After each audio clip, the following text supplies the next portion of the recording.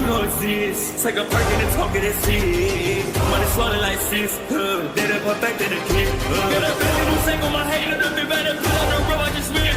I know we got $1 million. The devil that shit ain't not cheaper than again. Hello and welcome back, fellow anime lovers, to MangaMuse. I am delighted to have you join us once again in the world of fanfiction and fantasy. This is the first part of, What If Naruto Enters Aliens vs Predators? Special note, this fanfic is written and a masterpiece of Hector Flores on FANFICTIONnet. Do check and support the author too. Now smash the like, share and subscribe button for more. Also press the bell icon so that you never miss such great parts. Thanks for the introduction. Now let's dive into the world.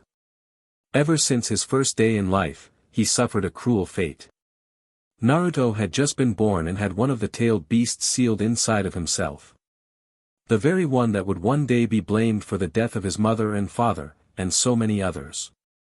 He would begin life surrounded by the death of the people, that would have given him the warmth he would always need, but for the first 6 years of his life. He would never find. Having no parents would mean that he was an orphan. Hiruzen Sarutobi had to take back his old post, as Hokage. He did this in order to restore order to the village, but secretly he did it. To be able to pass laws that would protect young innocent Naruto. Laws that would be officially followed, but unofficially ignored. He was sent to the orphanage, and there he would be protected, or so the Hokage believed. He gave a great deal of money, to be sure that this place could provide for the children, and especially Naruto. The matron mother had other plans however. She would use the money for herself first, the other children second, and Naruto last of all. The tailed beast was the only thing that would ever provide help. This mighty being kept young Naruto alive. He kept his body strong, while he was supposed to be malnourished, he kept his senses sharp, while they were supposed to be weakened, and he kept the boy company, while he was supposed to be alone. In the first 2 years he began having dreams, and in those dreams he met the infamous Kyubi no Kitsune, or Kurama as he was once named. The two could never truly talk, much. So Kurama spent the time teaching him things he would need. Things that a parent might teach their child, and things a teacher might teach a student. When he was 3 he began to tell his fellow orphans about his friend. They all treated him like he was crazy, nobody had an imaginary friend like that. In his 4th year, the matron was sick of trying everything she could, to kill the demon brat. She tried stabbing him in his sleep, putting poison in his food, then outright deny him food, last was to deny him the friendship of the others. She did this by threatening the children, those who are friends with that thing, will suffer like he does. But nothing worked. So she decided to kick him out of the orphanage and tell the Hokage lies. The old man was far too trusting for his own good. For the next 2 years he wandered the streets, sleep in dark and dirty places, and ate out of the stuff other threw away. When he was found he would be beaten, and sometimes they would stab him and leave him to die. No child of man should have to endure this, and it did leave a mark on him. The sheer misery of this child caused slowly his eyes to change. They first began to lose that ocean blue color, until his eyes were as clear as water. Second was that through pain, he saw the truth that most would ignore. He saw the world as it really was. A vast graveyard, for all things that live will one day die. But the one thing he never expected happened on his 6th birthday. He met someone who was very, very good at hiding, but not from him. On that day he simply walked to the building, climbed and jumped to reach this man. To Wolf he was a very strange young boy, there was no way he could see him. His cloaking system was active, but sure enough the child reached him, and asked him one simple question, "Who are you, mister?" Wolf could hardly believe it, this child was looking at him, with no fear and asked him that question. "I am what some of you call a predator, I am named Wolf." "Tell me child, why are you not afraid? Doesn't my face frighten you? I have killed many of your kind, does that not make you fear me?" The child only looked at him and then looked down. "I wish you would also kill me. Free me from the hell that is my life." Wolf could not understand what could this child mean. So he asked him. He asked him why his life was a hell. What his life was like. The answers would make him want to kill every person in the damned place.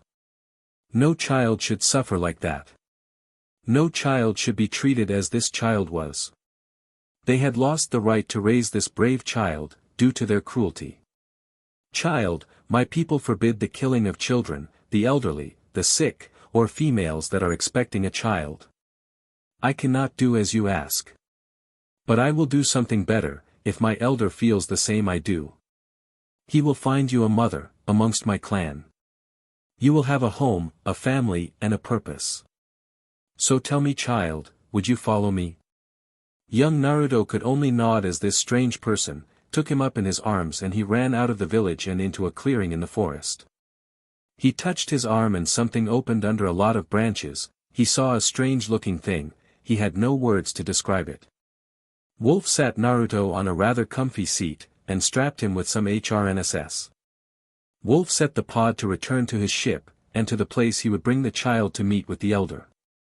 Wolf, what is the meaning of this? Why do you bring this child before me? Wolf began to tell the elder everything he had heard from the child, and everything he had felt when he picked him up. He indeed had multiple scars on his chest and back. His visor had shown him he had endured multiple fractures. The elder had seen many cruel things in his life, but cruelty of this kind to a child was not something he would allow. The entire chamber heard the elder scream in rage. This child is strong, to survive what he did. Who amongst you will take this child or your own? I shall, said a young female predator. This is my child. I shall see him become the best of hunters. The elder approved, and so Naruto had a home. His mother told him to call her Void, as she was one that could never have a child of her own, until now. So Naruto and Void began to live together aboard the ship first and later the home world. Predator mothers do not teach, like we do. They teach by example. She was very proud of her child, as he learned things quicker than most. But the environment of the home world was harsh for even most predator children. She had to ask the elder for her son to receive an infusion of her own BLD. This would make him able to survive, if he managed to survive the infusion at all. The elder did not want to do this. The child was only 8 and he was still weak, but when Void told him that in addition to being able to survive, the others would finally see him as he truly was, her child. The elder could not deny her request after hearing this. The BLD infusion was done, and through it many swore that the child was dead at some point, but suddenly revived. His nails changed to become almost claws like his mother and her people, his skin took the same color as his mother, and his hair hardened. When the infusion was complete and he stood, he walked in the middle of a vast chamber and did as his mother had ordered him to do. Sit down and not make a sound. His hair was braided in the traditional fashion, and thanks to the BLD infusion he was in a lot of pain. But he said nothing. He did not make a sound. The way his mother was doing his hair, made grown adults flinch. She was doing it rather roughly, and singing a lullaby that had, death of the weak, and killing of the ones without honor as the main theme. It was during this 8 years, that Kurama had taught him many jutsu, and many skills he had called ninja skills in his mind. How did the large fox know these things he never figured out. But he learned to use his eyes to extend his eyesight and could see almost all around him for miles. The use of those so-called jutsu made learning things his mother was showing much easier. It was when he became 10 that he wanted to go on his first xenomorph hunt. The child was too young for that to take place, but he would see how strong the child was. So he accepted for Wolf and this child to go hunt a known xenomorph-infested space station. When the two landed, Naruto asked Wolf to give him a little space. He was going to find the queen. Wolf of course did as he asked. He saw the child make strange hand signs, and then out of nowhere 40 identical copies of the child stood around him. Naruto ordered them to find the queen, kill all the rest. Leave no xenomorph to stand in their way. The clones took off in every direction. Now we wait. So how come you haven't seen me in such a long time, Wolf? Wolf began to laugh as he heard the teen asked him that question. I wanted your mother to teach you, without interruptions. Wolf, why do xenomorphs hide mostly at the center of this place? Naruto could not understand why. Because they can surround their queen with warriors and she would feel safe. Naruto began to walk down a corridor and Wolf followed, with warriors this week. I don't think she would be safe anywhere. Naruto pointed at a dead xenomorph. My clones killed about 120 of them, not a one worthy to take a trophy from. Hope this queen is different, or I will be the laughing stock of our clan. As they reached the chamber where the queen was, Naruto asked Wolf one question, under the gaze of the queen. Please tell me this fatso is not the queen. Oh, boy, that had finally done it. Wolf could have sworn the xenomorph queen shouted something along the lines of, you lay 10,000 eggs and see if you keep your figure. Wolf was ready to begin a really tough fight, till Naruto stepped before him and told him he would take care of it. Wolf did the only thing he could. He touched his wrist computer and began to record the entire fight for prosperity or for the kid's funeral. Naruto made 50 shadow clones. 40 of them distracted the queen, who was still very angry at being called fat. The other 10 divided in groups of 5, the front did one technique while the one to the side did another. The front group did a fire style, fireball jutsu, and the other did a wind style, wind tunnel jutsu. The two techniques merged and became what would be described later as a giant flame stream. The queen had no chance and was burned to ashes from the abdomen down. Naruto walked over to the queen and with a blade he had on his back, he did as he was taught and took the queen's head as a trophy. Well, this was not what the elder expected. Here he was, Void's kid dragging behind him a huge sack. Wolf, what did the young one bring home? The elder was curious as to what the child had brought home. Wolf respectfully asked the elder to open the sack himself. The entire chamber was surprised to see the clean skull of a massive xenomorph queen. He quickly congratulated Wolf for his fine trophy. But Wolf told the elder that he was not the one that had killed the queen. This made the entire chamber look at the 10-year-old who had dragged the sack in the first place. Void was besides herself, she was simply that proud. She ran and picked up Naruto and gave him what would be a bone-crushing hug. She began to say in their language something that made several adults almost feel sorry for the kid. My precious boy killed a Xeno queen in his first hunt. Oh, you made me so proud. And so it came to pass that Naruto was given a new name, Death, for the sheer number of xenomorph warriors his clones had killed, just to get at his intended target. In the next 5 years he was given a full armor set, and all the traditional predator weapons. He was quickly recognized as a true hunter, and several clan members were happy to have him in their hunting party. His killing of the xenomorph queen had consequence that could be considered almost as negative. He was literally chased across the mother ship by predator females that wanted to bear his child. That was one reason he went to so many hunts in the first place. He did find many of the females attractive, but the way his mother had explained it to him, females tend to be a little passionate when mating, resulting in broken bones, sometimes paralysis and even death in some cases. He of course could not outrun every single female, and indeed some even laid traps to catch him. So at the tender age of 15 he lost his V-card to a rather well-endowed female by the name of Nightclaw. After the hours-long mating, she left with what one would call a very satisfied look on her face. This made the elder worry for Death. If she told what she enjoyed at his hands he would be chased even more so, and there would be chaos. With a heavy heart he decided to give this hunter a permanent post on one of their hunting worlds. Death would be assigned to be the permanent hunting ground guardian of their most valuable hunting grounds. The planet was called in the inhabitants' language, Earth. Void began to get all sorts of this ready, a plasma charger for his weapons, a maintenance kit, a portable trophy storage, his wrist computer repaired and upgraded, and last but not least a brand new visor, with a neural scan feature. He boarded his pod, and was about to leave when she stopped him. Don't eat anything from your trophies, be careful to choose a mate well, and do not forget to braid your hair after washing it. It is always easier when it's wet. Oh, I am going to miss you, my precious boy." The other hunters almost looked at him like they would miss him too. "I will, mother, long life to you, elder, and happy hunting to my clan." This made everyone sound really happy, and wished him happy hunting as well.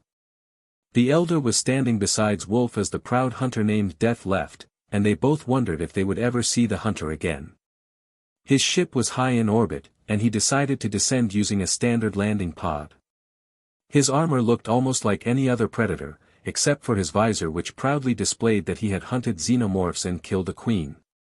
He quickly turned on this cloak and began to travel from tree to tree. The predator home world had a much heavier gravity than Earth.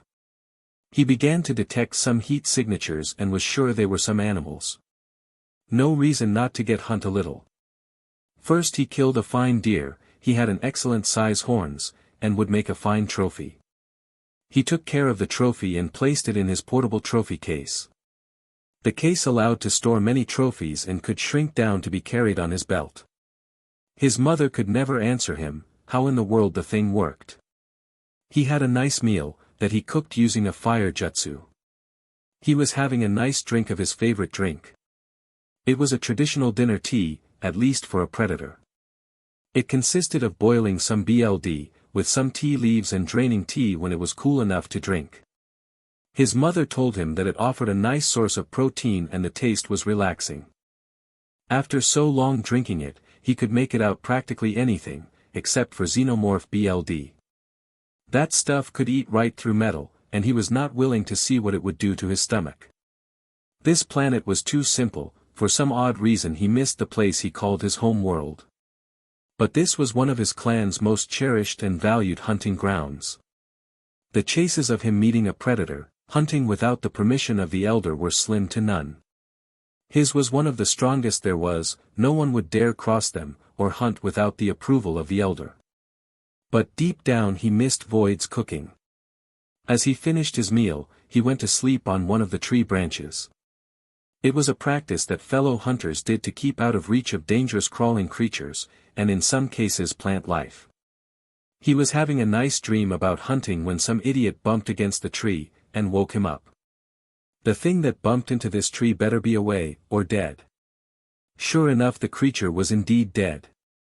It was a strangely dressed person, only Kurama telling him that the person was a ninja, made Naruto realize that he was back on the world he once was born on, and had completely forgot about it, or at least he managed to suppress the memory. Now why did this so-called ninja bump into this tree? His visor switched from night vision to infrared. The image came to him quite clear, and he knew what was happening. A group of these ninja was hunting down a female ninja. And this person was the one that killed the fool that bumped into the tree. Females were considered precious by the members of his clan, it was a major taboo to kill a female that could still bear children. So he aimed his plasma cannon and with the aid of his visor, he targeted every one of her attackers. Kurenai was having a hard time, these Kumo rogue ninjas had just killed her team, and now were trying to capture her, for some unpleasant things. If the reports about their activities in a few nearby villages, these planned to capture her, and sell her in the SEC/SLV market. She was about to trap the enemy in a genjutsu, when she saw something strange. 3 dots of light appeared on each of the enemy's heads. Next thing there was a blast of light, so bright that made her close her eyes. When she opened them she saw that each enemy was dead. Looked like they had been hit with a fireball jutsu from up close. Whoever is out there, come out. I mean you no harm. Kurenai only heard the wind. Please come on out, I only want to thank you for saving me. Still no reply. Naruto was suspicious of the female. He switched to neural vision on his visor, the visor told him she was feeling gratitude, fear, and pain. This female might be injured, but he had no reason to offer her any medical care. When Kurenai decided that whoever it was, would not come out, or was simply shy, she offered a thank you and began to jump from tree branch to tree branch. Kurama told him to follow her, the enemy would not give up so easily. He had nothing better to do so he did just that, and it turns out Kurama was right. The leader of the rogue ninja was a very strong-looking man. He had 2 gloves that had claw tips. So tell me Konoha-sama, what have you done to my men? Kurenai told him that she defended herself and that someone had killed them, while she was busy defending herself. The man did not believe a word of it. You expect me to believe that the genjutsu mstrs of Konoha was caught by surprise and had a tough time defending herself? Get serious. Naruto was not about to let this male harm the female he had just saved. Using his cloak he sneaked behind him, and as he finished his little monologue, he activated his wrist blades close to his body. The blades cut through the man, and while he was still impaled, Naruto punched him in the back and took hold of his spine. In a scene from what would be a nightmare later, Kurenai saw the 2 blades rip right through the enemy, and then something ripped his head clean off, by pulling his spine. Then the blade disappeared, and from the distance a war cry was heard, like nothing she had ever heard before. She went in the direction of the scream, and found a strange young man, cleaning what seemed to be a human skull and spine with some tools she had never seen before. Excuse me, can I talk to you for a minute? Naruto kept cleaning his trophy. This would be the main centerpiece of his trophy display, or at least for the moment. He had no time to waste on useless chatter. Kurenai walked over to him and touched him on the shoulder. She was surprised to see that he was wearing strange armor. I really need to talk with you, could you leave that for later? Naruto did not bother to look at her. No, I cannot. You women might treat your trophies however you like. But my clan treats ours with the proper respect. This trophy must be properly cleaned and treated, or it will rot and I will have lost a valuable trophy. Naruto continued to use the various tools in his cleaning kit. When he was happy that he took care of the cleaning, he took a small can and applied it all over the so-called trophy. Then he took a rag and began to polish the skull and the rest of his so-called trophy. When he was done, he took something from his belt and laid it on the ground and opened it. The case became larger, and he placed the Omen trophy. He then closed it and placed it back on his belt. Kurenai could not believe what she saw. Now I can answer your questions. Naruto sat down and looked at her. Did you save me before? And why did you kill that rogue ninja with those blades, and what was that shout I just heard? Naruto introduced himself as Death.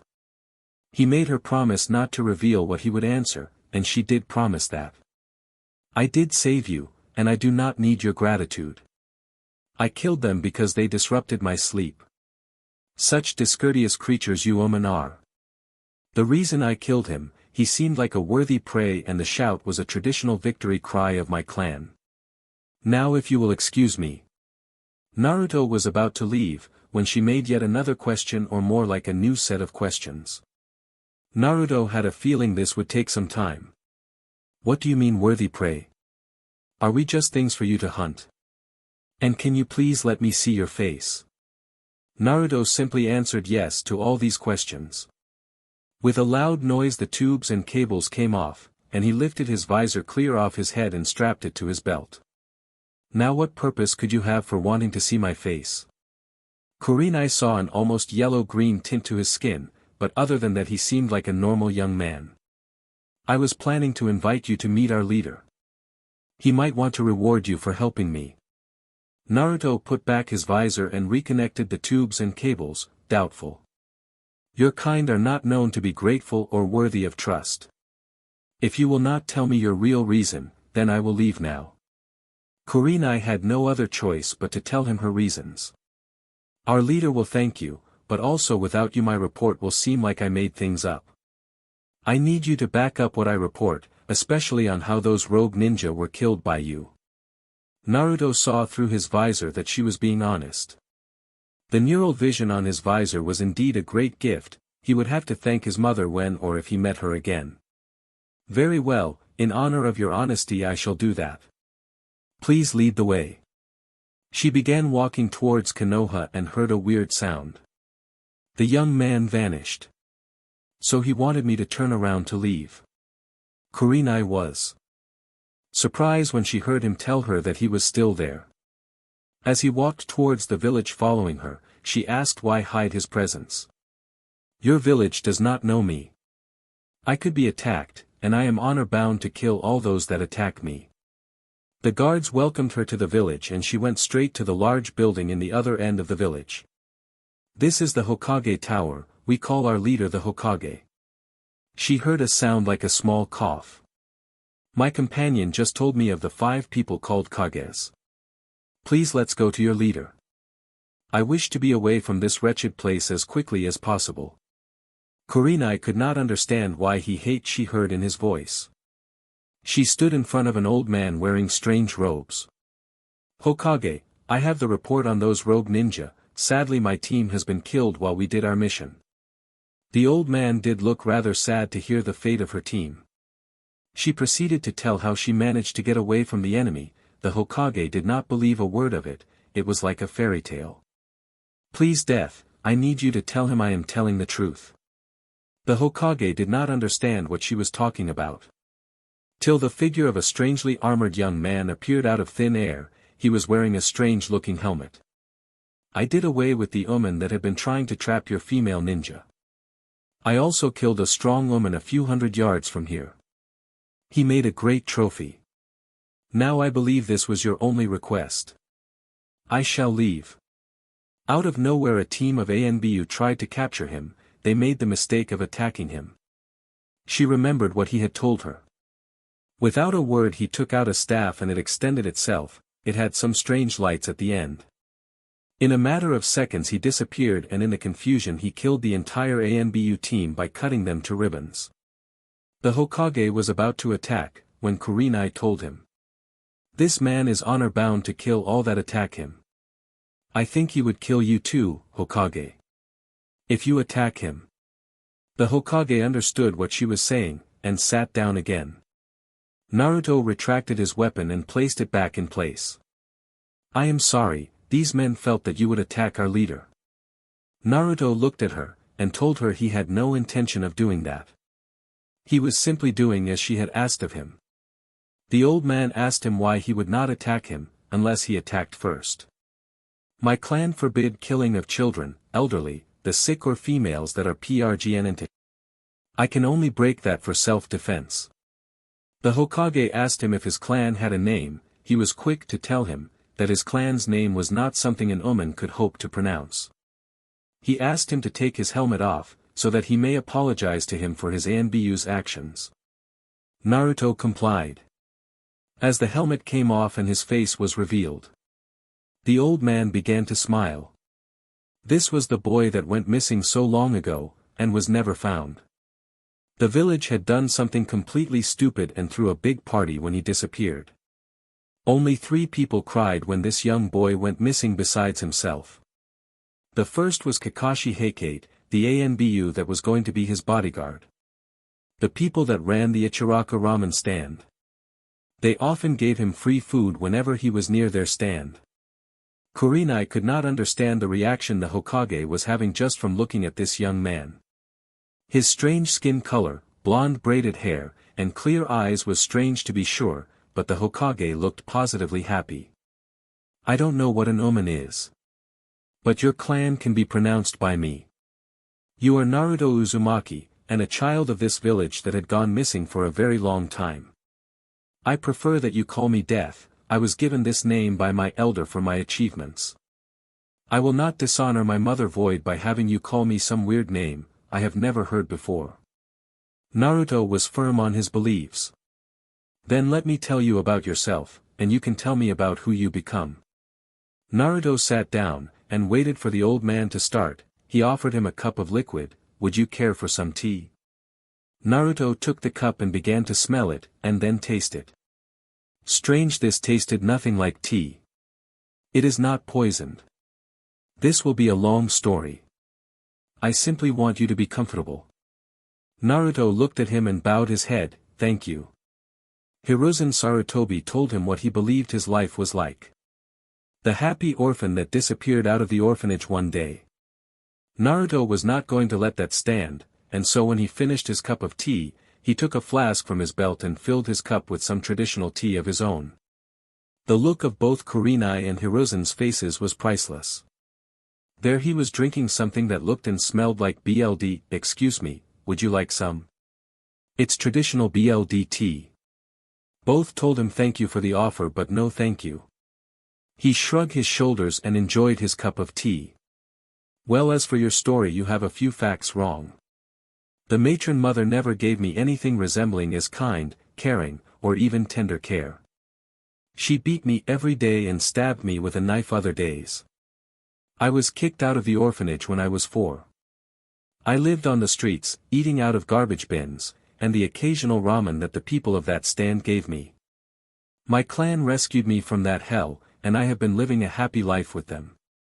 This brought the question on who his supposed clan were. My clan has a very strange name, or at least strange to you humans. Excuse me, that is what they call humans. He touched the weird armband and a strange and scary picture appeared. You may however call them predators.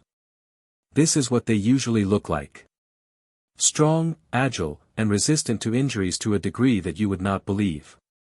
He touched the armband again, a projection of a strange world appeared. This is our home world. It has some severe weather, desert and jungles mostly. But looking at it now, but until now this was my home planet. Predator society revolves around one activity, we are hunters. The tea I offered is perfectly safe source of protein, and helps up acquire immunities to other world diseases. Again he touched his armband and a projection of a well-endowed female appeared. This is my mother. The one who showed me how to live, raised me and care for me like no other. Her name would translate to void, mine is death. Females raise their young away from males. This keeps them safe. But what do you mean home world, and don't we live on the same planet? Hiruzen could not understand that and wanted a clarification. No, this planet is called Earth, and it is our most sacred and cherished hunting ground. My clan has kept this planet safe for countless generations, and more years than you can imagine. Now I shall tell you the laws I lived by. Naruto explained all the laws as he had been told by his mother. Kurenai understood why they would consider females precious.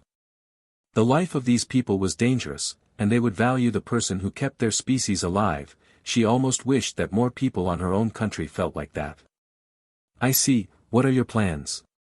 Hiruzen wanting to know what Naruto was planning to do. I plan to leave, I cannot remain here. Your people would more than likely wish to steal my equipment or torture me for information on how it is made. There is also the fact that I don't have any good memories of this place.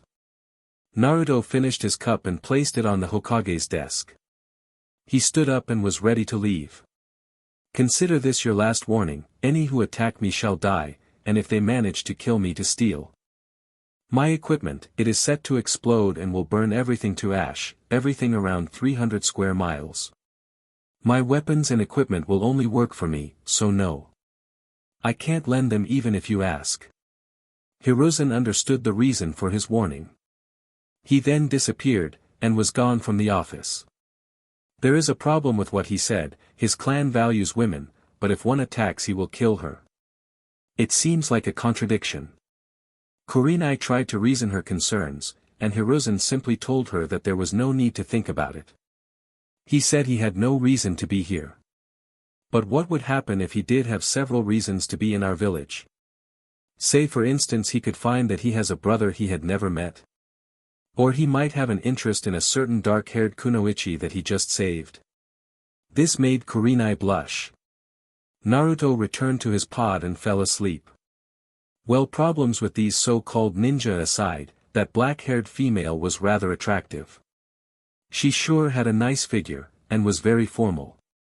So he figured that he would get along well with her, but deep down he thanked the stars that Nightclaw wasn't on this planet.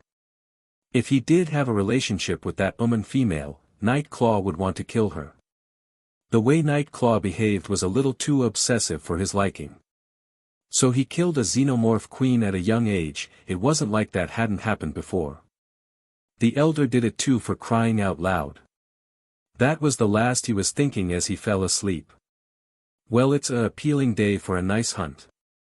Naruto woke up, killing some bear and having a nice breakfast. But that began the real question, where to find some good prey. He almost entertained the idea of asking the so-called Hokage. But deep down he had a feeling that he would just use him, but on the other hand he would get to kill more worthy prey. Choice, oh the choice he had to make. In the end he went into the Hokage's office and waited till no one was around. He then stood at his back and waited for him to look relaxed. Well, how long are you planning to breath down my neck? This caught Naruto by surprise. It shouldn't surprise you with that morning breath of yours. Naruto appeared and sat down. So what can I do for your death? Naruto looked at him and smiled. I could use some worthy prey. You wouldn't know anywhere I could find some. As a matter of a fact, I do have some rather tough targets, but do you always need to take the skulls? Naruto told him yes. That would be a problem. How about you bring me the head and show to me? Then you can keep it afterwards. Naruto's so problem with that. So where are these creature at? Hiruzen gave him a hard look. People, death, these are people. He simply told him it was easier to kill if he thought of them as creatures. People tended to have families, loved ones, people that would miss the person being killed. So it made life easier to think of them as creatures, things, or even vermin. Life must be hard for you. Naruto replied with a simple question, who has an easy life? Hiruzen gave him what looked to be a scroll, with weird-looking drawings on it. Problem? Naruto excused himself as he punched a few keys in his wrist computer. The translator feature did the work. Oh, I think I got where they are. By the looks of it they are not far from here. Hiruzen had to ask why the confusion before. I don't know how to read Omen text. My visor translated it though.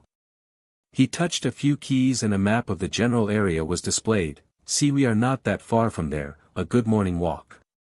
Hiruzen wanted to argue that it would take some of his ninja several days to get there. When will you present the heads? Naruto got up and told him in a couple of hours, it wasn't that far after all. He disappeared and Hiruzen began to plot. By that time Kurenai could be in his office, maybe if he got them to spend some time together, Naruto would eventually want to live in the village. Man, nothing worth stealing. Hey Morikoba, are you sure these pathetic villages are worth anything? The leader looked at the idiot and glared at him. Look man, at the very least you get to kill some pathetic waste of space. One of his followers looked shocked as he saw their leader impaled by two sharp-looking blades that come out of thin air. As their leader's body fell, they heard a voice laugh. Who is there, where are you? The group started to use lightning jutsu and trying to paralyze whoever had killed their leader. The next thing one of them knew, he was pulled up to the trees with an almost invisible wire. He is in the trees. Must be one of the cowardly leaf trash. Little by little the group became smaller, and no matter which jutsu they tried they simply could not find the enemy. When there was only one guy all alone, surrounded by the dead bodies of his boss and now dead friends. I am going to enjoy gutting you, you stinking bstrd. Naruto appeared and gave him a cold killer smile, as he did not see the disc coming his way and cut him in half, right at his waist. He got out a nice carving knife and cut all their heads and put them in an airtight container, and he placed the container in his portable trophy case. Kurenai was not sure why she was called to the Hokage tower. But there she was having tea with the Hokage, obviously waiting for someone. What are we waiting for, Hokage? I have a team to train. Can this wait a few another time? Hiruzen smiled and looked behind him. Death, I have 2 words for you, mouthwash. Naruto appeared behind his seat and walked around his desk. He presented him with a container holding 9 severed heads. All easy to see and identify. These the creatures you mentioned? Naruto, not wanting to waste time. Yes, but what are the heads in? Naruto explained it was an airtight container. He did not want his trophies damaged. Kurenai could not help but to notice the look of horror on some of their faces. If that is all, it will take me a few hours to properly treat and preserve this trophies. I shall be on my way. Death, I actually wanted you to spend some time with the woman you rescued before. Naruto gave him a questioning look. You will need to know more of our culture. If we are going to work together. Naruto gave him a hard look. I don't work for you. I do you a few favors and kill your vermin. I have no reason to learn about a culture that beats and almost kills a child and considers it normal. Kurenai explained that those people were sick in the head, that he should give them a chance to prove to him, that not everyone was like that. I will talk with you, as long as you don't mind me working on properly treating my trophies. Kurenai was an experienced kunoichi, he had no problem with that whatsoever. Then to a clearing where we can have some privacy. I will follow. Naruto disappeared. She decided to go to the third training grounds. You may speak, I will get to my work.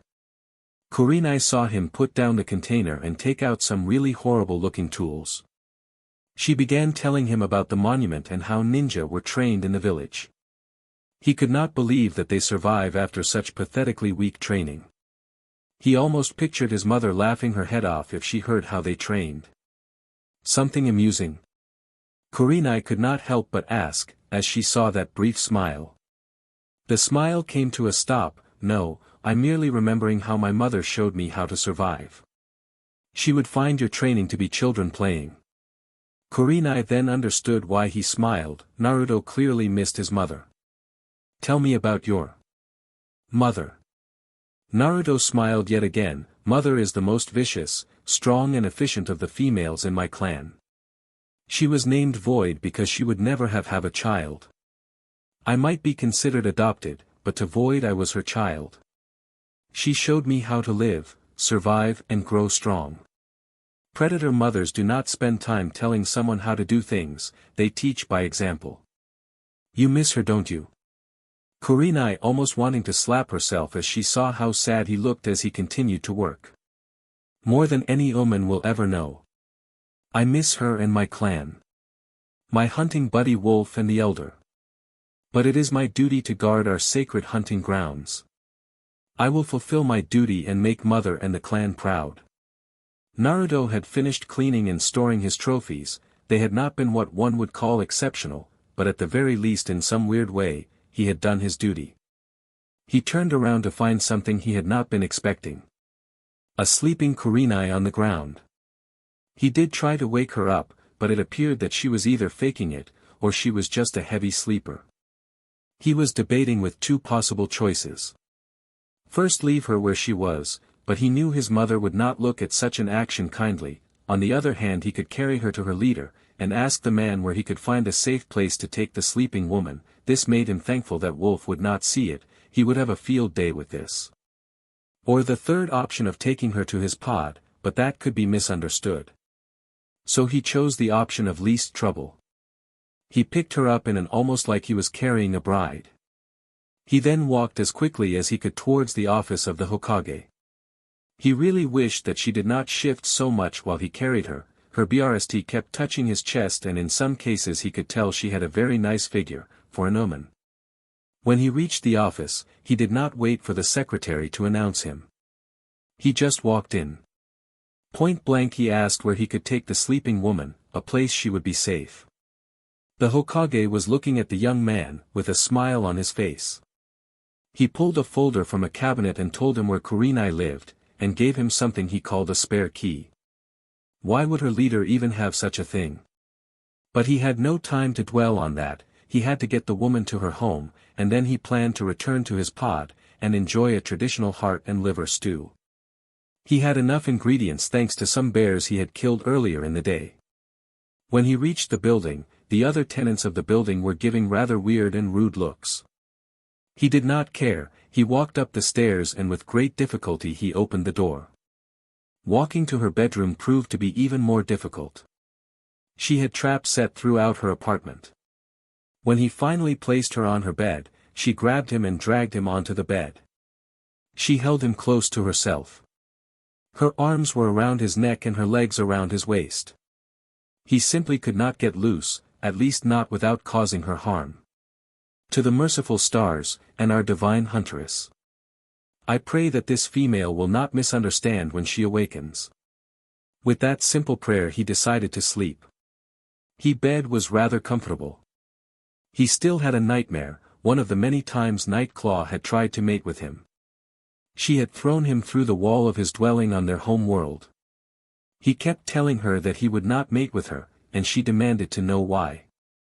Naruto awoke as he felt someone move, just as the elder in his dream had called for him. "Good morning, Death.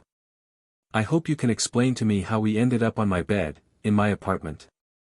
How did you know where I lived anyways?" Naruto was tempted to simply leave without answering anything, but that would be rude. "You fell asleep while I finished properly treating my trophies. I carried you to your leader, and asked where would be safe for you to be. He gave me a key and told me where your apartment was." Kurenai was looking at him, and was still waiting for the rest of the answer. Clearing his throat, "When we got here, I opened the door and found some traps all over the place. I placed you on your bed, and when I was about to leave you dragged me on it. Your arms were around my neck and your legs were around my waist. I could have gotten loose, but I did not wish to cause you harm. So I went to sleep, with you holding me." This made her face blush, and was surprised to have been that clingy with him. "So what would you like for breakfast?" Naruto was not the one confused. "What do you mean?" Kurenai explained that she was offering him a meal as a thank you for carrying her all over the place, and taking her to her home, and ensuring she would sleep in a safe place. "I don't suppose you would have a few bare livers, a plant you call onions, and a few starchy foods that grow underground. I think you call them potatoes." "I think that is what the things are called." Kurenai laughed at him. "Don't you think liver and onions with a side order of a baked potato is kind of heavy for breakfast?" "Well, since I carried you last evening. I haven't had dinner, so I happen to feel rather hungry. But if you do not have such items, I will take my leave, and go to my own pod. I think I can cook something there." Naruto had started to get up when she stopped him. Kurenai apologized for making him miss his dinner and asked him what he would plan to have. "Heart and liver stew. It's a family favorite. My mother made it so good." She asked him why his was so special. He described how she cooked the heart and liver in the blood of the animal, and added the herbs as it was cooling down. Kurenai wondered how many dishes his clan made used blood as an ingredient, and when she asked his answer as simply, 350. She could not believe it. His clan had 350 recipes for things that used blood as an ingredient. He told her that they also used the brains in just as many recipes too. Thankfully his mother was not a big fan of those dishes, they took too long to cook. Kurenai had enough livers and some meat from a bull. She decided to follow the recipe, minus the blood. She decided to use tomatoes crushed into a paste as a substitute. She finished the dish and put it on a plate on her kitchen table. She made some eggs and potatoes for herself. When the food was served, she called him to join her at the table, which he did. It tasted differently, good, but different. He was not ungrateful, and even took the dishes to the sink, or what he thought was a sink. The pod or the ship would have a place that would clean and sanitize all the cooking and eating utensils with a simple voice command. She asked him that why he did not take of his gear and helped clean the dishes. His only reply was that he was forbidden to take his armor off, or put down his weapons in his home, or in the company of his mate. So he could not do that. Furthermore, his clan had things that took care of things like cleaning dishes, or washing clothes. She wished she had something like that, but he told her, the only one that could approve of him sharing that knowledge was the elder, and he was either on the mothership or on the home world. It was unlikely that he would meet him on the planet he was on. Sadly his hunting days were long gone. He was the wisest and most experienced person, but also the oldest. We hold the elder in high regard due to his lifelong experience, knowledge and wisdom. He is the one to decide on most major issues within our clan, and with other clans. But knowing him like I do, he would not want to share our technology, he would consider it a risk to this planet. We protect this world, as it is our most sacred hunting ground. So they settled for her washing the dishes and Naruto drying them while wearing thick cloth gloves. The two working together to clean a few dishes and pans, felt weird to him. Kurenai was also feeling something, she was feeling comfortable. She had never had such a peaceful sleep before. She had no idea why she clung to him and what drove her to pull him down onto her bed. But one thing was certain, he was more of a gentleman than any of the men she ever dated, and that included the son of the Hokage. Asuma at that moment dropped his cigarette as he sneezed really hard. He thanked for the meal, and was about to leave when she told him, if people saw him leave her apartment, they would imply something was going on between them. He told her that some people had seen him carry her into her apartment, and open the door with a key. The fact that they are going to talk was already happening. She promised that she would make a plausible excuse. Then he told her he better know the excuse, so he could back it up, if asked. How about we were training, and after a hard fight I fainted and you decided to take me home? Naruto told her that would not work.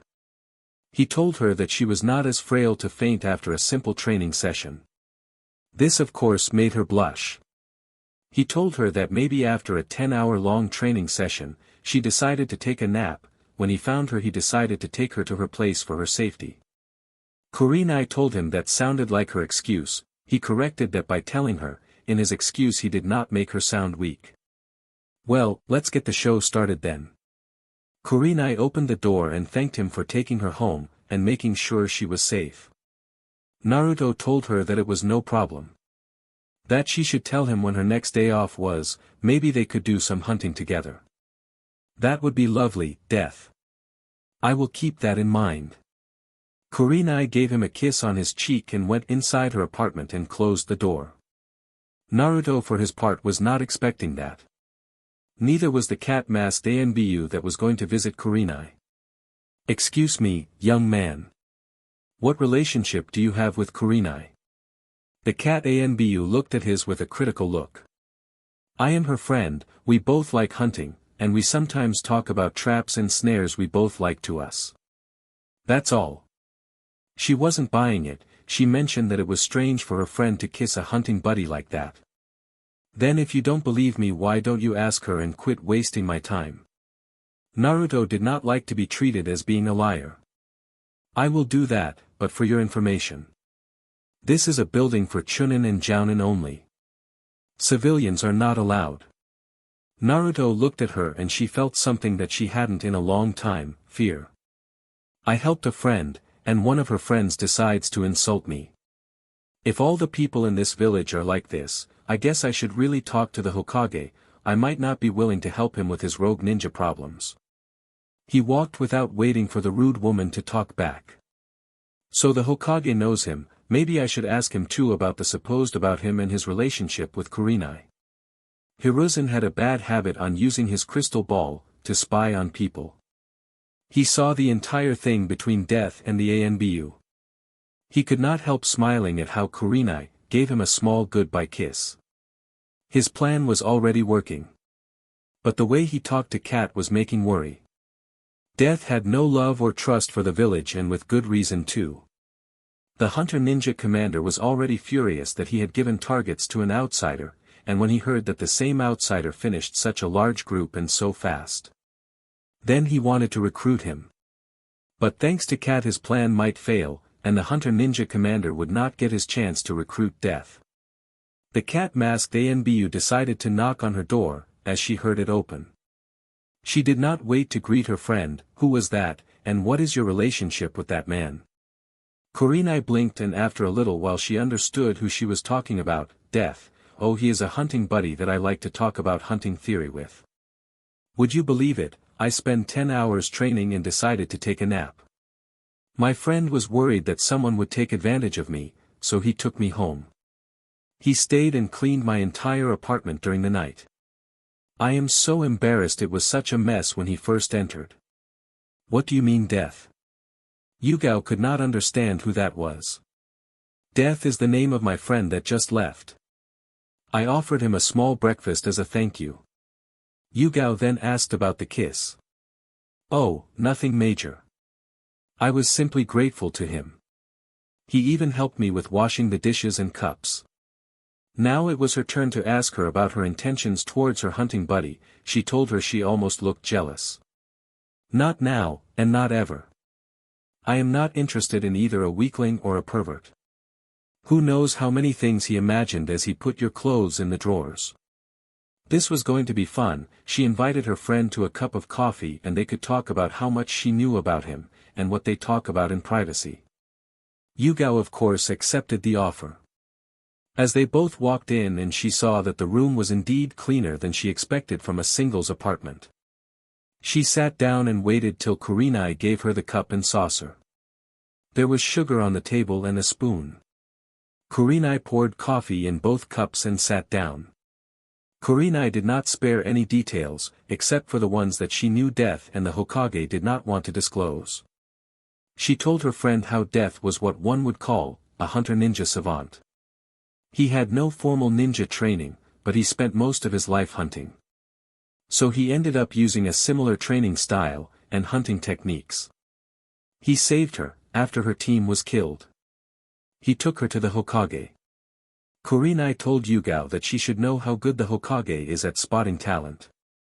He asked Death to take care of some rogue ninja, and ever since he has taken care of difficult cases, or when the group is too large, or when the hunter ninja of the village were busy. He was a very formal young man. She was sure that her friend was about to make a formal complaint with the Hokage this very moment. You might have cost the hunter ninja commander a chance to recruit him, and the village a very skilled hunter. I hope that satisfies your curiosity. Yugao didn't believe that a person with no ninja training could kill a genin, much less a rogue ninja, so she continued drinking her coffee. How fast could the guy be anyways, without the ability to use chakra? So what are your plans now? Kurenai finished her cup, and smiled. I plan to become a teacher to one of the new squad of genin that are graduating. I hope I can get the one the daughter of Hayashi Hyuga will be in. I think that girl will need some support, seeing how she was treated by her father and cousin. Yugao was not done. What about your personal life? Kurenai did not even look shocked at the question. Train, and get stronger. I don't want to be ever feel as weak as when my team was killed. Kurenai asked her what she planned to do.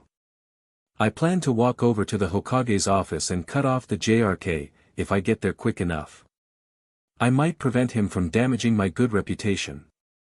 Yugao put her cup in the sink and left through a window in the living room. Good luck, cat. You are not going to be faster than my friend. Naruto walked straight to the Hokage's office. He flat out demanded to be told why Hiruzen had not bothered to tell him that the building was for mid to high rank ninja. Hiruzen simply answered that he never asked. Why so upset, Death? Naruto told him that one of his Anbu, a cat-masked Anbu to be precise, just insulted his honor. He had not planned to take the appropriate action, and challenged her to a duel to the death. But this incident served to show him once again that the village was no place for him. I do not know her, and she treated me like the worst pervert who ever lived. I told her my reasons and she treated me like a liar, with a tone I should have expected from someone in this village. Seeing Kurenai be so polite had made me want to seek a permanent residence in the village. Even look for a bounty hunting job here. But thanks to the words of your Anbu, I think I will live outside the village and only talk to you or Kurenai from now on. With that in mind, what creatures you want me to hunt next? Hiruzen was not going to have the same discussion about him not calling them people, at least not after what happened. He handed him a scroll, and waited for his visor to finish translating it. You know, Death, it might be better for you to learn to read our language. Naruto looked at him with an angry glare. My visor does a well enough of a job. I have no need to learn to read your language, and your culture seems to leave much to be desired. Naruto disappeared and was on his way to his next hunt. It will be a cold day before I learn to read the omen's bird scratches. Why would I want to anyways? When Naruto reached the place, the rogue ninja had been attacking merchant caravans. He was met by a sight that made him even more angry than he already was. He had killed their leader, and instead of fighting back, or trying to find him, they all started to beg for their miserable lives, asking the unseen fiend of Konoha to show them mercy. They had killed, raped, and stolen everything from at least 4 caravans by the look of it, and now they begged for mercy, when they gave the merchant none. Thanks to the cat-masked Anbu he was already angry. He knew what she was thanks to Kurama telling him about the different divisions of ninja in a village, and how to recognize them the night before in his sleep. But thanks to this display he was furious. Using his visor he targeted each of the man's GNTLS and he used a blast from his plasma weapon he blew the lower half of their bodies. He walked over to find a burlap sack, and cutting their heads off he threw them in the sack. Not a single worthy one in the entire bunch.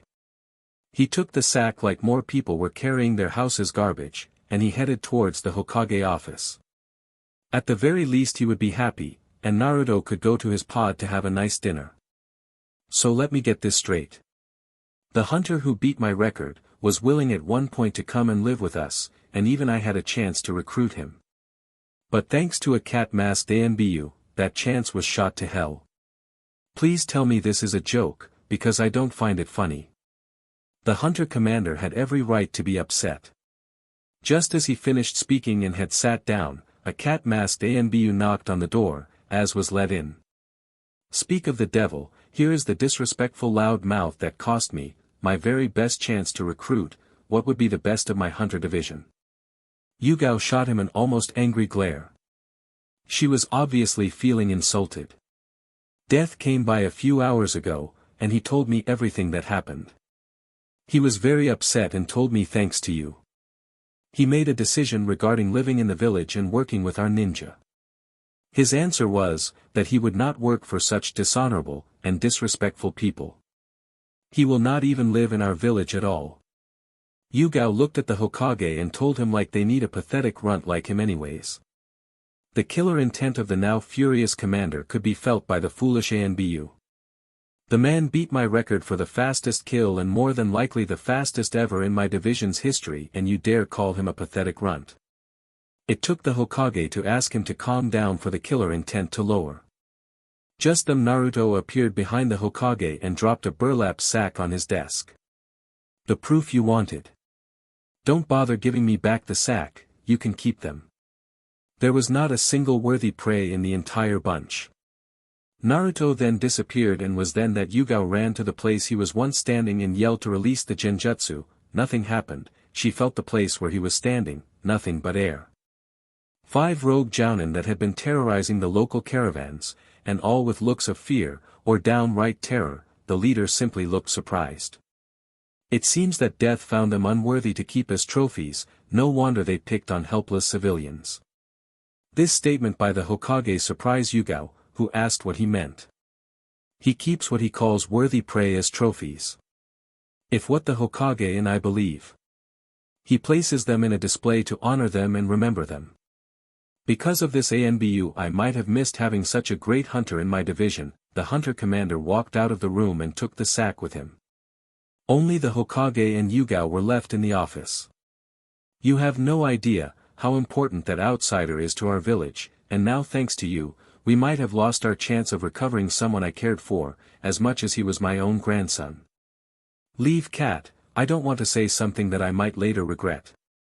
Yugao felt like she had done something wrong, but she believed that she would get there faster than he could. This belief turned out to be wrong. If he killed all those rogue jounin and so quickly, and without formal training. If he had some type of training he would be a force to reckon with. She understood why Kurenai held him in such high regard. Naruto was quite comfortable in his pod, and it always reminded him of his clan, and how different they were to the people on the planet he was on. With the exception of a few people, a lot of these people do not have our sense of honor. I miss my home every time I see that these people are not like mine.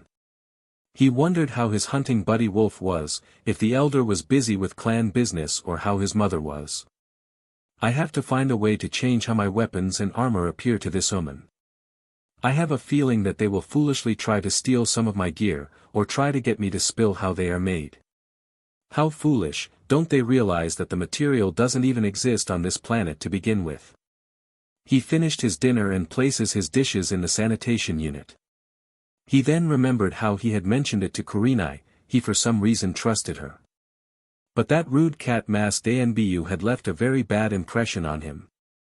I was foolish in thinking that if Kurenai was honorable, then people like her would be too. I can't live in this pod forever, as much as it feels like home, but I do not want to live in a place with people I can't trust. I wish I could ask Mother for some of her wisdom. The elder would tell me what I did wrong and how to prevent it from happening again. Wolf would tell me jokes and laugh. He decided to turn in for the night and had another dream of his people and his clan. When he woke up he found some pretty nice sized snakes, and cooked them for breakfast. He decided to look for a nearby cave, or something that looked like an underground cavern system. He needed to find a place that was not easy to access by the human, and was big enough for his purposes. He needed to use the things his mother had packed for him, and finally make a home for himself. No cave system of any kind. He could try to use his ship's main weapon and blast a deep enough of a cavern, but that would draw unwanted attention. I guess I could always ask the Hokage if he had knowledge of a cave system in the area. I could make the excuse that I planned to hunt for prey down there. He began to walk in place, and then it hit him, no, that's no good. If he knew where I was looking, it wouldn't take long for him to figure out what he was really doing. I can't have dishonorable omen show up in my home. He would have to plan a security system that would keep his home safe, and deter other omen from trying to get in. Poison gas, no, that would kill everyone. They could even try kidnapping civilians to use to test the effects. Laser array. No, they would try and dig them out to steal them. Self-destruct. Brilliant, here I am trying to keep my home safe, and the idea I came up with was to blow it up.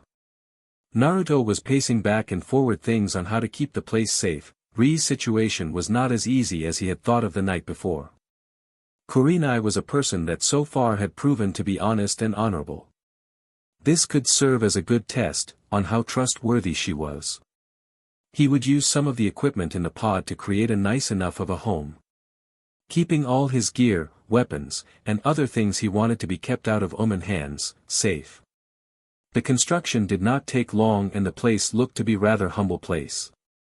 The omen would call it a decent home, his mother would call it a shack. But the preparations for the test were done. Now he needed to set the test in motion. He first would go to the Hokage, and tell him he had made a home for himself. If he was not trustworthy he would try and see what he had in his home, or flat out send people to steal things from his home. He went towards the Hokage's office and while being cloaked he walked right in from an open window. So Death, what can I do for you? This made Naruto look surprised. I left that window for you to step in. Naruto appeared and sat down. I would ask you if you have any more creatures for me to hunt, but also tell you I have built myself a modest home. This made Hiruzen once again tell him he could live in the village. That the village was a very good place to live. I will not live where most of the people are not worthy of my trust. I do not believe you would like to wake up some days to hear of a massacre. The Hokage did not understand. If your people attack I would have to kill them. This made him remember that Naruto had a much different way to deal with those that attacked him. He would knock them out, but Naruto would kill them for simply trying to attack. As a matter of a fact, I do happen to have one person, who has been causing trouble to our blacksmiths. This fool keeps stealing weapons and armor that our best blacksmith had just finished. We want the fool dead, so that it will deter anyone else from trying the same thing. The thing is that we don't know where he is. Naruto asked if they had their blacksmith separate from each other by some distance.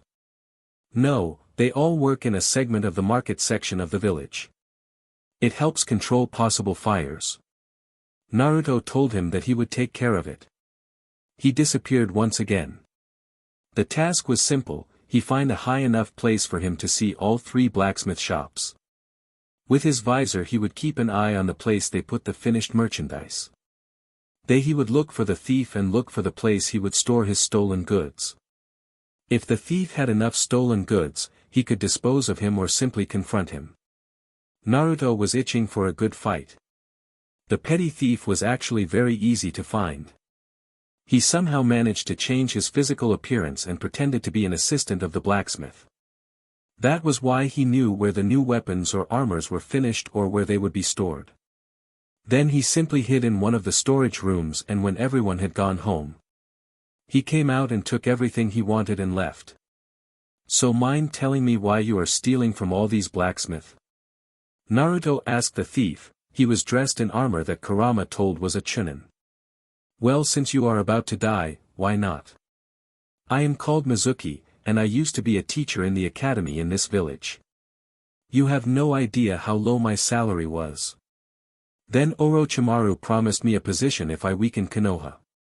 I figured ruin the business of all the blacksmith was a step in the right direction. The second part was to kill any Anbu or hunters that were sent to investigate. Now say your prayers because you die now. Naruto had expected a simple answer, money, revenge, or even to lower the price on merchandise, but no. He got a very detailed explanation of his plan to betray his own people. Mizuki must have believed himself more skilled, or simply overconfident in his own skill. He threw several big shuriken and expected them to hit Naruto. He caught them with one hand, as if he had thrown toys at him. This is how you throw a weapon. He activated his disc launcher and the disc went flying. Mizuki evaded it thinking he was safe, but the disc changed direction in flight and cut both of his legs off. Naruto then took the big shuriken and threw them at Mizuki. He was pinned to the floor, like a bug ready to be placed in a collection. He calmly walked over to where he was and with his own wrist blades he pulled Mizuki's head off, spine still attached. He placed him in an airtight container and went on his way to the Hokage's office. Hiruzen was not there. He left a note telling him he would be waiting for him at his new, not wanting to keep his guest waiting. He went home. Well, Death, can I see who the thief was? Naruto presented the head and the Hokage was very disappointed in the now dead academy teacher. I imagine you will keep it as a trophy. Well, I can only tell you one thing. This is a very lovely home, Death. But I still say you could live better within the village walls. Naruto offered him a cup of tea. The only condition Hiruzen put was that it didn't have any BLD as the main ingredient. A few minutes later he gave the Hokage a cup of tea, and some crackers. My answer remains the same. I cannot live in a place where I cannot trust the majority of the people that live there. Give it a try, you might be surprised. Naruto looked at him and simply told him that most surprises he ever was on the receiving end of were almost never pleasant, or even trouble-free. He would help him, but that was it. He would never live in the village and he would never get to hold a rank over him, to make him do anything he did not agree to. He would help, but never join his ninja, Anbu, or any other of the division that served under him. Hiruzen's only advice after hearing that was, never say never. In a month after the Hokage visited his home, nothing really bad happened. Well, that is not exactly true. Since Hiruzen now knew where he lived, he kept visiting and trying more and more to get him to move into the village. Trying hundreds of excuses ranging from the village has changed to he was too busy to come to his house, which was too far away from his office. Naruto would not chance his mind. In reality he disliked the village just as much, or even more than he remembered. The positive was that the Hokage did keep the location a secret. A few stupid bandits had tried to steal something from his house, but they died so horribly, that the surviving bandit told his friends, and his friends told theirs, and then the tries to steal from the house of the fiend stopped altogether. In a way that was good, he could concentrate in his training, and on the other he had fewer and fewer worthy prey. Kurenai decided to follow the Hokage, to see where he was going, and she was surprised to see what a nice home Death had. Well, at least after she got over the not-so-warm welcome, by the man's shadow clones. When she entered into the room and the clone explained that she apparently had followed his guest. Naruto dismissed them and got for her a new cup of tea. Can't a friend pay you a visit, without the whole crook treatment? Kurenai was not happy about how he was treated by the looks of the glare she was giving Naruto. I had planned to invite you in a couple of days. I had to make sure my home was presentable. Kurenai with a pout told him his home was more presentable than hers, and that didn't stop him from entering it, and even spending the night there. Well, I think I should really give you two, some privacy to talk about things like that. Hiruzen left the house, but he was smiling that maybe his plan was going to work.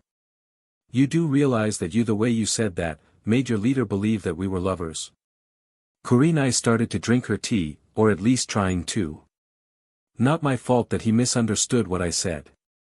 Naruto did not believe a word of that answer. So tell me, how do you like my clan's traditional tea? This made Kurenai bring the cup up close and smelled it. BLDT. Naruto smiled and took a sip of his own. None other. A few bandits decided to steal from my home, and well, I had a few pints of it after I got done with them. This made her look at him with a glare. You are joking, right? Naruto continued to enjoy his tea. About using the bandits' BLD, yes. I used the BLD of a few wolves. It gives the tea a nice rustic taste. She looked at her tea, and could not believe the thing was made with BLD. Tastes like normal tea to me. Naruto finished his cup and told her it was also considered normal by his clan. Could you do me a favor though? Naruto asked what favor she wanted. Could you keep some traditional earth tea around, and give me that instead? Naruto Simple did not look that bothered by her request. Alright, more for me then. It is only shared with people my clan considers good friends. But no problem, all I ask is that you buy the tea leaves you like. On the one side she was happy to be considered a good friend, on the other she felt like she needed to wash her mouth several times. Okay, deal. I will bring you some of my favorite tea leaves. Just as Kurenai had left, his visor gave him a warning signal. It appears that a ship was now in orbit and a pod was going to land, in the general area where he landed when he arrived on the planet. I wonder, should I be happy that someone else is landing, or go and see if I can finally have a decent fight? He activated his cloak and rushed towards the landing site. When he arrives, the pod was still warm. The occupant must be nearby. He turned to his visor to thermal vision and followed the person from afar. A bandit had done the stupid thing to try and attack this person, and with a pair of wrist blades she cut his head off. She had finished a deer, and this alerted the bandit to try and attack a hidden enemy. He heard the person give the traditional cry of his clan. I can't believe it, that sounds like mother. He rushed over and tackled the large predator lady. She was taken by surprise and was going to attack. Mother, I am so glad to see you well, and healthy. This made her look at the person who was hugging her and smile. I missed you too, son. Tell me, my precious boy, how you been here on the Omen world. Naruto smiled at her, and asked her to follow him to his new home. Son, I am glad that you are well, but I am not happy to see you live in his shack. I would have stayed in my pod if I were you. Naruto welcomed her in, and invited her some nice tea. I told you dozens of times, you boil the BLD for too long. I can hardly taste the red BLD cells. So who is the female, what is she like? Naruto played innocent and told his mother he had no clue what she was talking about. Oh, don't you give me that. I got the smell of a Omen female in heat as soon as I stepped into his room. Naruto told her again he had no interest in an Omen female. Well, Wolf just had a pair of children with Nightclaw. I figured that the smell meant that you were also busy. Guess I was wrong. Not that I mind, mother. But what brought you to his hunting ground? Void smiled and told him someone damaged her Omen trophy and she came to hunt for a replacement. Since he found her, she decided to catch up. She then asked what was wrong. He was only formal when he was worried about something. I think the Omen will try and steal our technology, and the leader of a nearby village has been pestering me to live in his village. I need to hide my equipment, but you know I should not even take it off. Oh, that right. You left before your last birthday present arrived. Well, this should make your life a whole lot better. It's a program upgrade for your cloaking system. This will allow you to change the appearance of your gear and let you blend in more with these pesky Omen. Naruto was happy that such a thing existed. Son, you are not the first or will be the last of our kind to have trouble keeping things out of Omen hands. Naruto spent the rest of the day catching up with his mother. He asked about the elder, about his mother's life, about his friends and how was the hunt on other worlds. Void was happy to tell him that the elder was fine, if not a bit bored without him around. Wolf had killed some xenomorphs, and blasted the colony to atoms with his ship's weapons. She had a rather peaceful time hunting and would be lying if she said that she did not miss him. He was spending some quality time with his mother, when he heard someone walk towards the door. It was two people. He wasn't expecting anyone, and his mother saw the look on her child's face. She used her cloak and disappeared. Naruto walked over to the door, ready to attack. "Do you need something?" The Hokage told him that they had reports of a small earthquake and he and Kurenai wanted to see if he was alright. He opened the door. "As you can see, I am perfectly fine." Kurenai smiled. "Can we step inside and talk a bit?" He looked at where his mother was. She used her family hand signals to tell him that it was fine by her. "Very well, you caught me at a bad time. My mother decided to pay me a visit." The Hokage and Kurenai looked rather sad to have missed the chance of meeting his mother. She sounded like an amazing person. "Too bad, I would have loved to meet her, she always sounds like an amazing person." Kurenai could not hide that she wanted to meet this person for several reasons. "You just might, if she feels like it." He looked at where his mother was standing. "I would also like to thank her for doing such a good job raising you." The Hokage was sitting a few feet away from his mother. His mother decided to turn off her cloak. "Oh, it wasn't easy raising a child alone, but I always loved my precious son." The look of fear on their faces was priceless. When Death was a child he was always wanted to learn new things. He was the most eager boy in our clan, when it came to training or working out. I was so proud when he showed me his first trophy. The Hokage asked her about her husband. She told him that she had no husband. "Our females seek and find worthy males when in heat, they mate, a child is conceived and the pair go on with their lives. The child is left to the mother to raise." The Hokage then asked her how she knew their language. "A long time ago, long before my own mother was born. We had several women join our clan, as they proved themselves worthy to join." Naruto saw the look of confusion and explained, that being worthy to join means that the person was an exceptional hunter. One that was able to defeat one of their clan, and live. "These omen taught us your spoken language, but we could never learn your written language. It simply is too foreign to us. I gather from your demeanor and the way your body is reacting that you are the female that is after my son." This took both the guest by surprise. Kurenai tried to deny it, and the Hokage was surprised she was able to tell so much from such a brief meeting. "My son may be clueless when it comes to this matter, but what do you expect? He is male. But I know a female hunting for mate when I see one." Naruto could not be more embarrassed. "Mother, please, she is my friend. She probably already has a mate with the other omen." Void wasn't so easily fooled. "Look, son, you need to open your senses and smell the pheromones.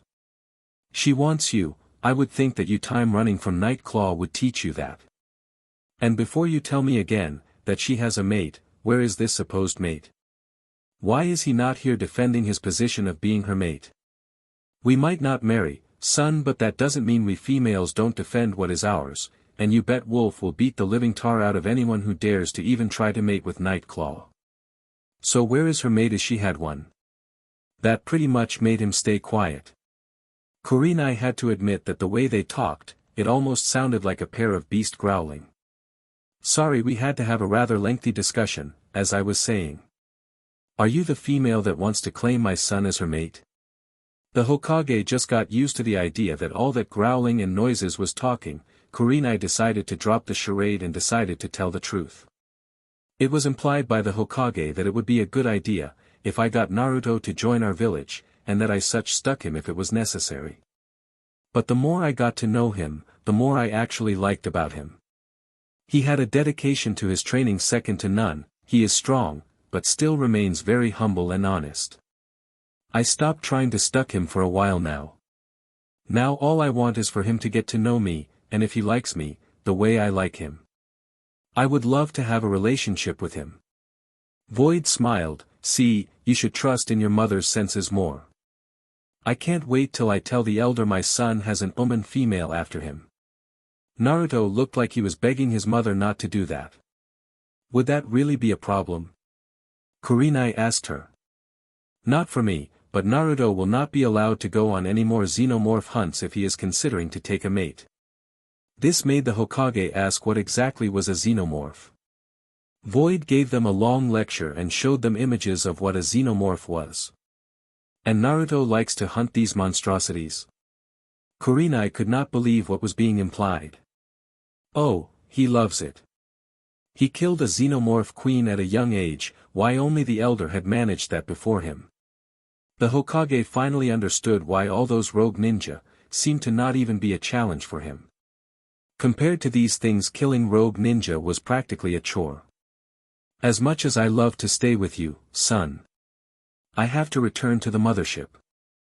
I will tell Wolf about your possible new mate, and your greetings and best wishes to his mate and the twins. Don't forget to take care, you are the guardian to our sacred hunting ground. You must keep the bad bloods off this world. If they ever dare to show up.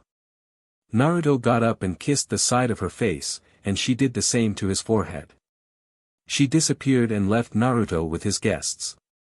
So that was your mother. She seemed nice, but who is this Wolf? Naruto filled a new cup with the BLDT. Wolf is my best friend, old hunting buddy, and the closest thing I have to a brother. I am glad to hear that he is doing well. Hiruzen began to see that while they indeed based their lives on hunting, they also cared about each other. He finally understood that the way Naruto called them his clan was not wrong at all. Any of you interested in a cup of traditional BLDT? That was the signal for them to leave. No, thank you for the offer. I will have some more rogue ninjas for you tomorrow. Hiruzen excused himself. I was not kidding, Naruto, I really do like you. I hope one day you might like me as well.